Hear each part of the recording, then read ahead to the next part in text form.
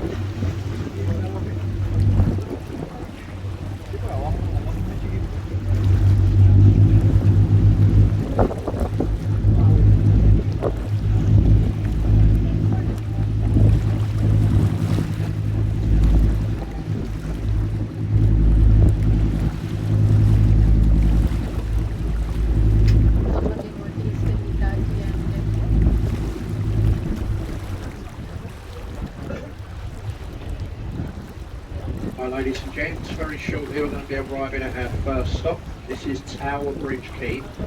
If anyone is leaving us here, take this time, have a little look around your seats, make sure you have all your belongings with you, don't leave anything behind that will spoil your day. Be very careful stepping from the boat onto the pier, and once we leave Tower Bridge we are then direct to Westminster.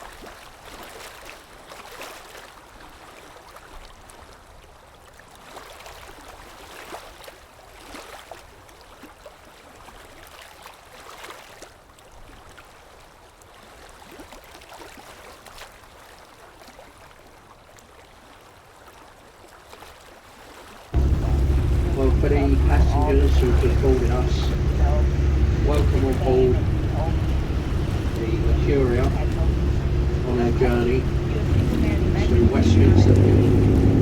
As we make our way up through the city of London, there are some points and places of interest, and I will do my best to point these out as we make our way upriver.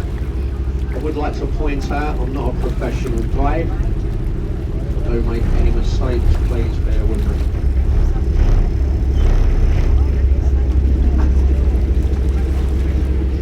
So directly in front of us, ladies and gents, we have the gateway to London, the Tower Road Bridge, designed by Sir John Wolfe Barry in 1894. The two centre spans of the bridge both weigh in the region of 1,100 tonnes, and they can be raised into the upright position in just under 90 seconds. They've failed to open once and once only, and that was on the opening ceremony when a ship hit the bridge.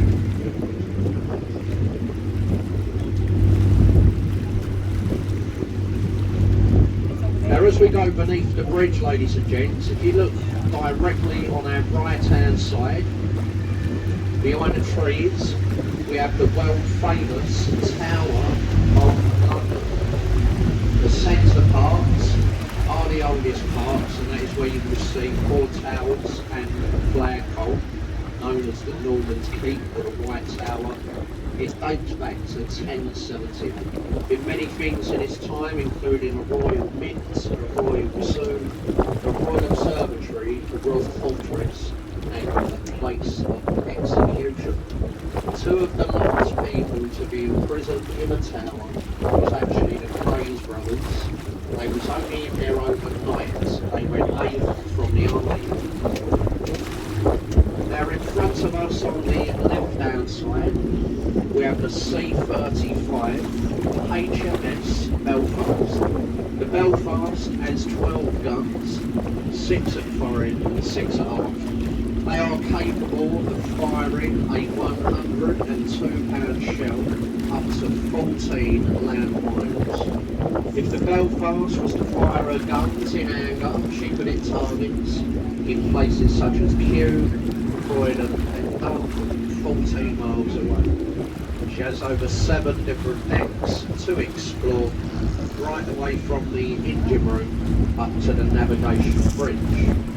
Now see the flag that Belfast is flying at the front of the boat, the Union Jack. If you ever see that flag flying from any buildings, it is not a Union Jack, it is just a Union flag. The only time it's called a Union Jack when it is flown for the Jack staff of the ship. So we see it on any buildings, it is just a Union flag.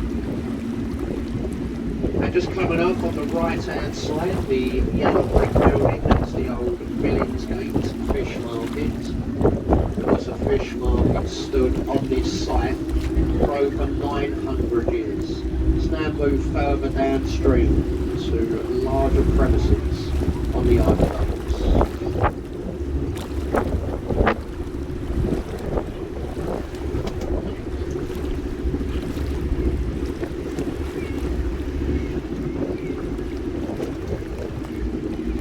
Now the bridge in front of us, the famous London Bridge, the 5th London Bridge to stand on this site since Roman times. This one was opened up in 1973 by actually the Queen.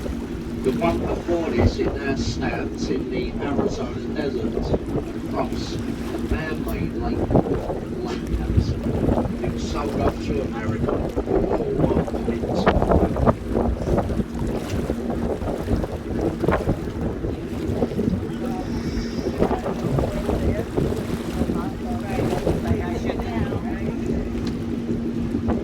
As we go beneath London Bridge, if you look to your left hand side, behind the trees you'll see the old Southern Cathedral. This dates back to the 12th century. That's where William Shakespeare's younger brother is buried, Edward Shakespeare. The next bridge in front of us is the Cannon Street Railway Bridge. Look beneath the bridge on the right hand side. See those glass windows? They've just opened a new sauna. Now they thought they was being clever putting it beneath the bridge, but getting boats like us are passing through every 5 minutes. Now all day, every day we see semi-naked people inside those windows, and believe me, some days are better than others. Sometimes you really wish you hadn't even looked. Now the next bridge in front of us will be the Southern Road Bridge, opened in 1921 to relieve some of the congestion off of the old London Bridge.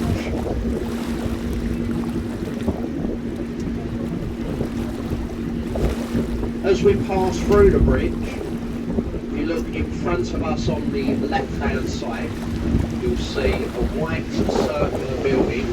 It's got oak beams and thatched roof. It is the new Globe Theatre. It is a replica of Shakespeare's old Globe. It's opened up by mentioning the Queen, the seating 1,600 people. You can go over there today and watch an old Shakespearean play being reenacted. Anything like Romeo and Juliet, Macbeth, Hamlet, and so on. Also on the left hand side, the brown brick building with a tall chimney. It's the old Bankside Power Station, been converted into the Tate model art gallery. Now folks, if you want to see a real piece of art, look very quickly at the right hand side. Look where this bridge goes between the buildings on our right. You're going to see Sir Christopher Wren's masterpiece, St Paul's Cathedral. It will be a quick glimpse, but it will be a full-length view. St Paul's does stand at 365 feet tall, that being 1 foot for each day of the year, as the second largest unsupported cathedral dome in Europe, and it took 35 years to build.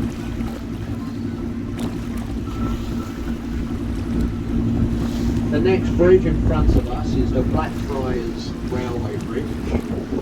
Now about 7 years ago they built a new railway station. It now runs the entire length of the bridge can enter and exit the station from either side of the river, called Blackfriars North and South.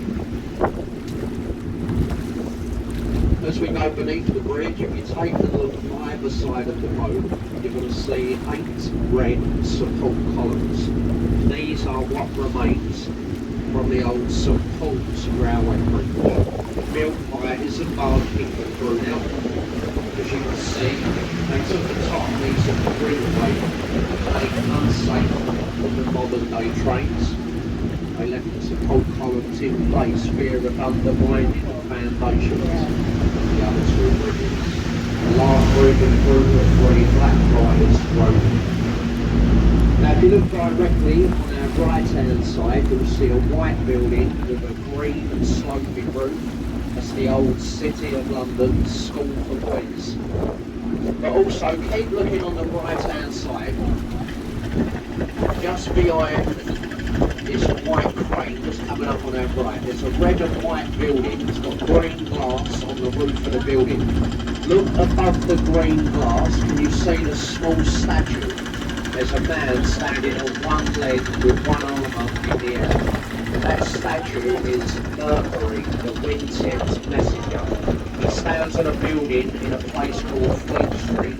That's where the newspaper industry started off. Now if you look in front of us on the right hand side, ladies and gents, you'll see a white ship with a yellow funnel, the Wellington. She saw action during the Second World War. She was running supplies across the Atlantic, the skies and a hospital ship. But before we get to the Wellington, look on the right hand side, on the embankment wall, there's a stone archway. That is Temple Arch, and it is a boundary line between 2 cities. The city of Westminster, we're just about to enter. The city of London, we are just leaving behind us.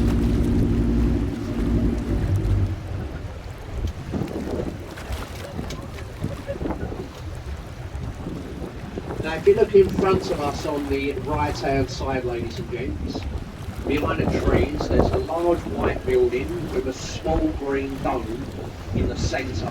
This is called Sunset House, where we used to hold all births, marriages and death certificates.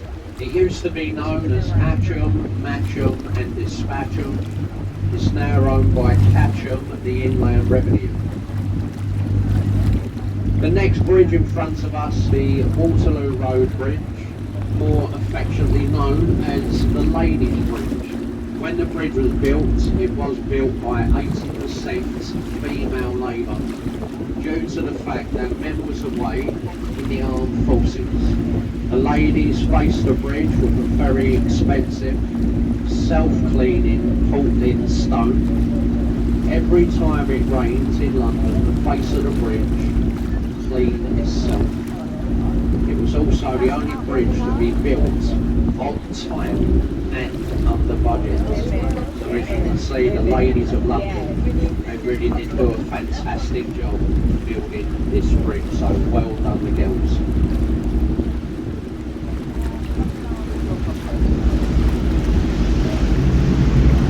And just coming up on the right hand side, on the embankment wall you'll see a stone obelisk, Cleopatra's Needle, given to us by an Egyptian for Nelson's victory over Napoleon at the Battle of the Nile. They do say the needle is older than London itself. It's over 3,500 years old. The next bridge in front of us is Charing Cross Railway Bridge. It's the only place on the River Thames you'll pass between 2 railway systems. Beneath the river at this point we have the Bakerloo and the Northern lines of the London Underground system. It links Embankment Station on our right with Waterloo stations over to our left.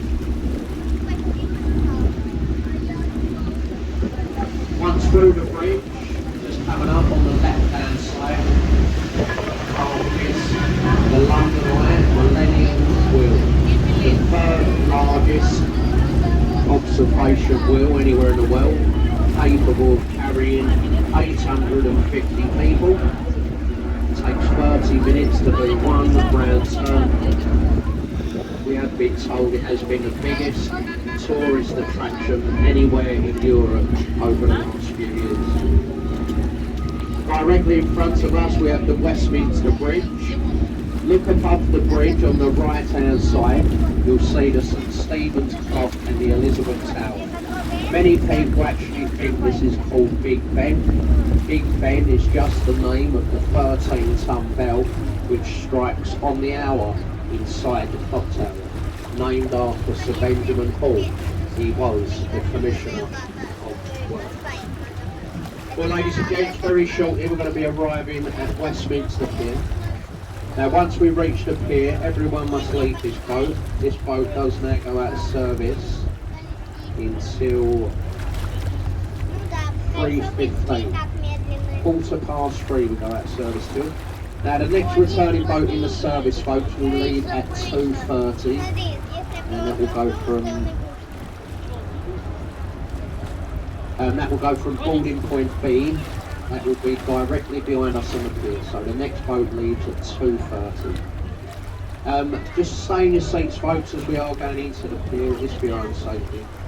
Also, make sure you've got all your personal belongings. Don't leave anything behind that will spoil your day. And lastly, just a short word about the commentaries. You can probably tell by now anyway, I'm not a professional tour guide, we're only members of the crew. We do the commentary hopefully to make the journey a little bit more enjoyable, hopefully even interesting. If anyone did listen to the commentary, if you did enjoy it, and you may like to show an appreciation for my efforts as a guide, you can do so as you leave the boat. I'll be standing by the exit gate with the captain's commentary bucket. Just a little tip bucket, that is for any appreciation you might like to show.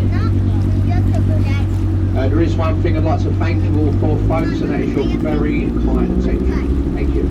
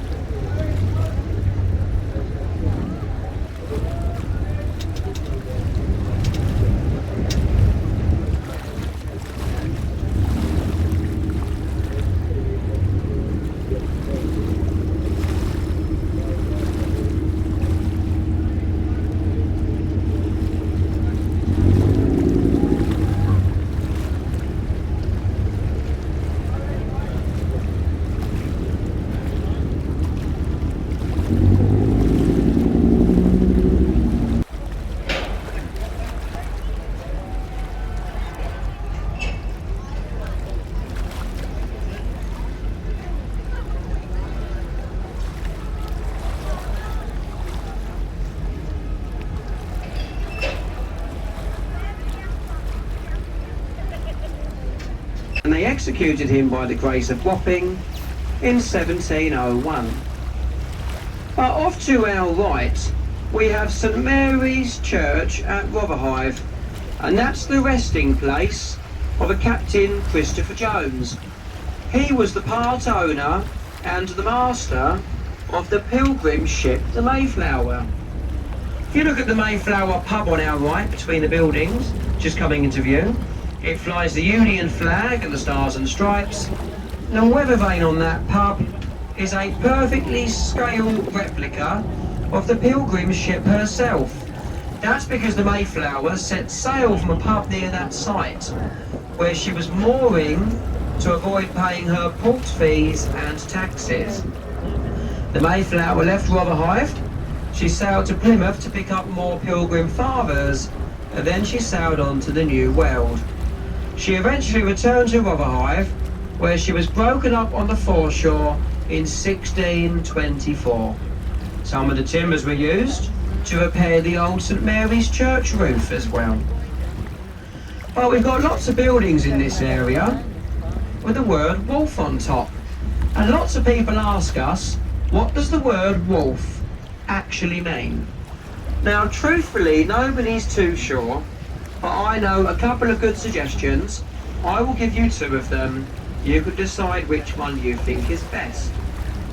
Some people say that WOLF is an acronym. They say WHARF stands for Warehouse at Riverfront, which makes sense. Other people say it comes from the Dutch word werf, and that loosely translates to a place where they build or repair ships. Now, there were many shipbuilding yards in this area, so that makes lots of sense as well. But most of our working wharves and warehouses have all been closed and turned into luxury apartments.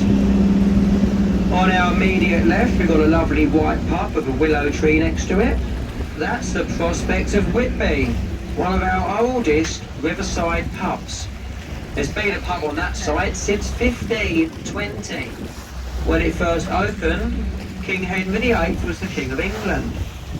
Now, that pub used to be called the Devil's Tavern. It was a favourite hangout for the Royal Navy press gangs. The Navy would go to that pub and they would put up signs promising cheap beer to lure in sailors and watermen such as myself.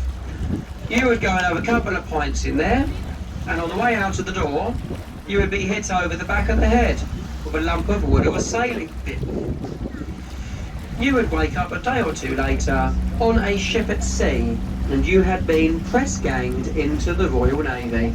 It was as simple as that in those days.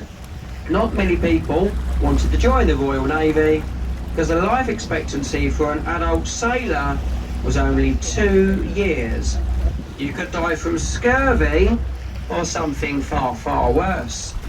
At the time of the Battle of Trafalgar in 1805, over 75% of the sailors in the Royal Navy had all been press-ganged.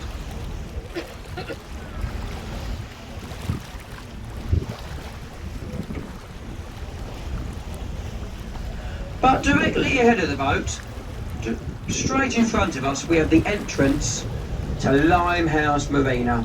We'll get a better view as we get a bit closer. If we were to pass through Limehouse Marina in a small enough boat or barge, we could find ourselves as far north as Manchester, Liverpool and Wolverhampton. And that's because that dockway leads onto the Regent's Canal and the Grand Union Canal as well. If we were to drive north to Birmingham by car, we could be there in just under 3 hours. But if we were to cruise to Birmingham through the canals, that journey could take us up to 2.5 weeks. And that's because the canal network is far busier today than it ever was commercially. There are many more houseboats and holiday boats, and there are also pubs. Pubs are almost every other lock. It would be rude not to stop. Now, talking of pubs, I quite like a pub. On our left, the old dock keeper's house with the grey conservatory. That's been turned into a lovely pub restaurant called Bread Street Kitchen, and it belongs to a very angry Scottish chef called Gordon Ramsay. Now, I've actually been there for lunch, and the food was very good. Very good service as well. Now, it was £20 for fish and chips. But considering you'll pay $16.95 in the Prospect of Whitby, and all of Gordon Ramsay's food is fresh, I think that's actually quite good value. After a nice meal in there, you can cross the bridge and walk a long, narrow street behind the buildings on our left. Walk along Narrow Street to a lovely pub called The Grapes. Now, The Grapes is ahead of us, on the left behind the jetty, next to the big White House. It's got the name at the top in gold letters, and there's a staircase down to the shore. There has been a pub on this site since 1583. It's even said that Charles Dickens was staying in a pub on that site while he was writing his novel, Our Mutual Friend.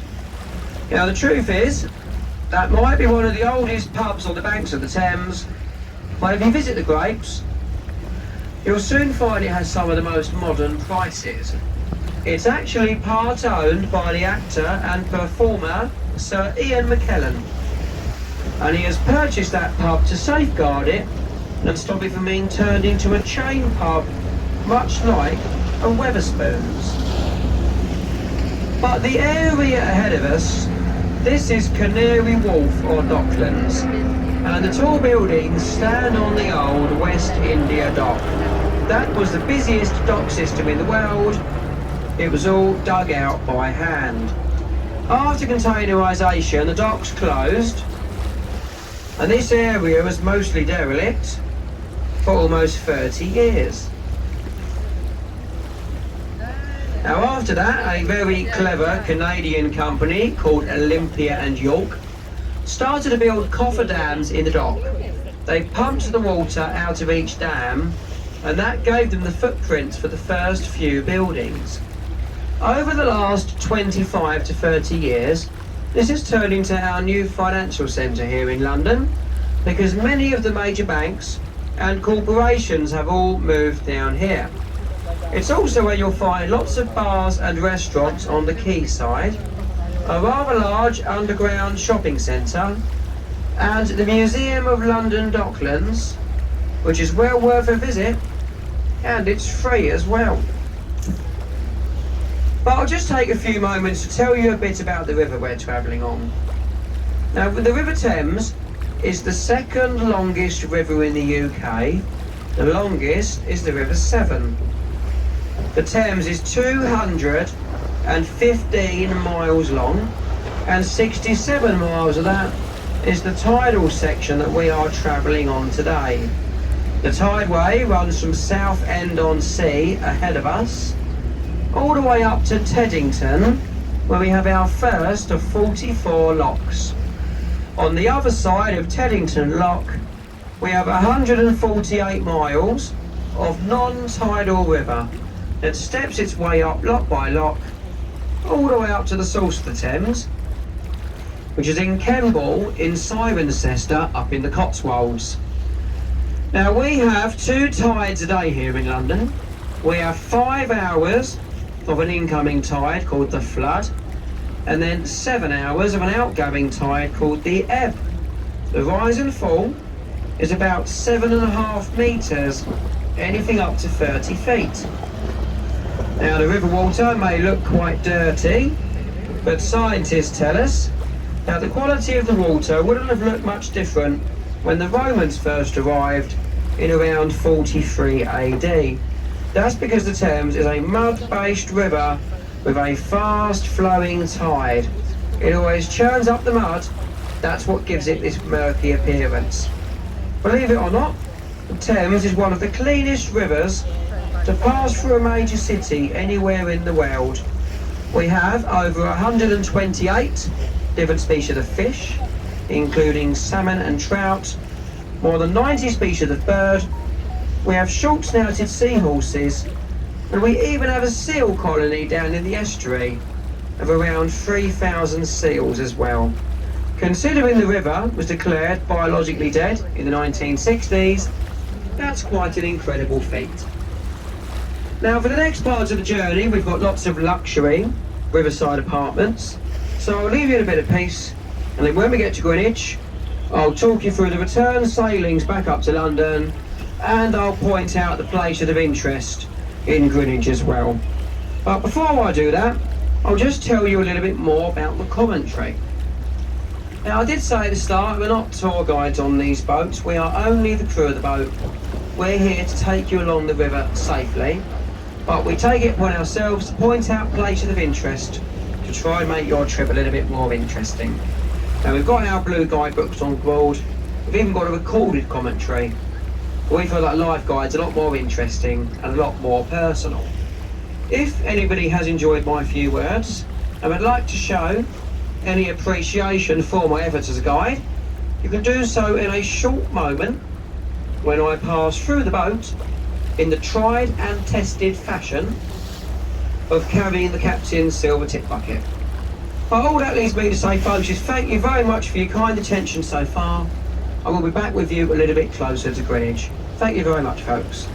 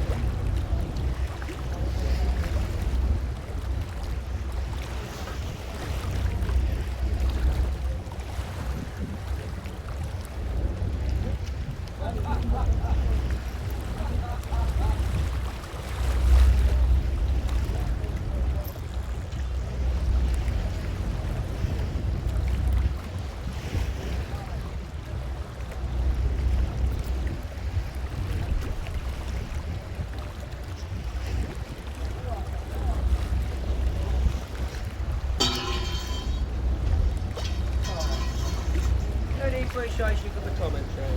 Thank you for listening, folks. Thank you very much. Thanks for listening. Oh, thank you very much, guys. Thanks for listening. Thank you. Thank you for listening, folks. Thank you very much.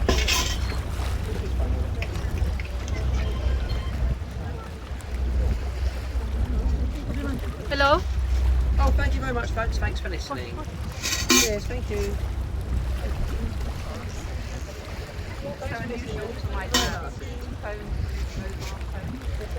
Thanks for listening, folks. Thank you very much. And it's got the onset menu. He actually remembers